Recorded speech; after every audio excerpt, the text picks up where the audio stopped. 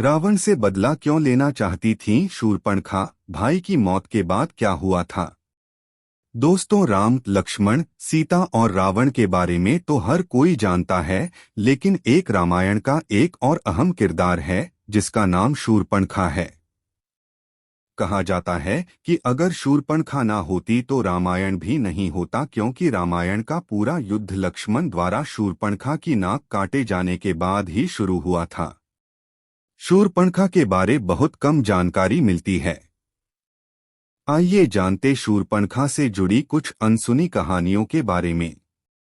शूर्पणखा की शारीरिक बनावट राक्षस के परिवार की होने की वजह से शूर्पणखा को अपना भेष बदल लेने की शक्ति प्राप्त थी। वो अपने चेहरे के रंग के साथ साथ अपनी आवाज भी बदल लेती थी। वाल्मीकि जी के अनुसार शूर्पणखा का रूप रंग बहुत ही डरावना था। विधवा की जिंदगी। शूर्पणखा ने अपने पसंद के व्यक्ति से विवाह किया था। शूर्पणखा के पति का नाम विद्युज्जिह्वा था और वो राजा कालकेय का सेनापति था। कालकेय के साथ हुए युद्ध में रावण ने विद्युज्जिह्वा को मार डाला था।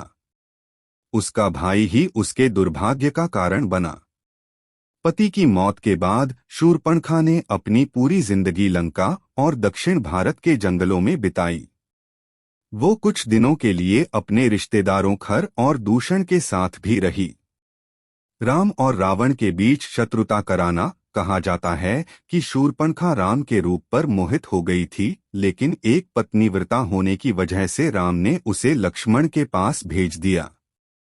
लक्ष्मण भी एक पत्नीव्रता थे, इसलिए उन्होंने भी शूर्पणखा को अपनाने से इनकार कर दिया। गुस्से में आकर शूर्पणखा ने सीता पर हमला करने की कोशिश की, जिसके बाद लक्ष्मण ने उसकी नाक और कान काट दिए।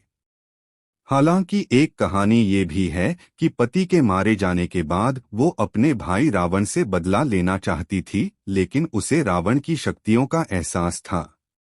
जब उसने राम के पराक्रम के बारे में सुना तो रावण से बदला लेने की उसकी इच्छा फिर से जाग उठी।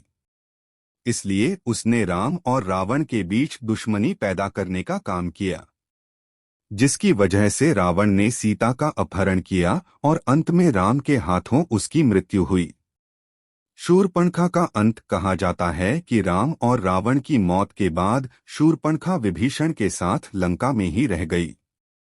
कुछ सालों के बाद शूर्पणखा और उसकी सौतेली बहन कुंभिनी समुद्र के किनारे मृत अवस्था में पाई गई थीं।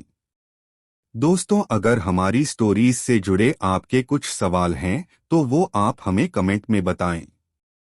हम आप तक सही जानकारी पहुंचाने का प्रयास करते रहेंगे। अगर आपको ये स्टोरी अच्छी लगी है तो इसे शेयर जरूर करें।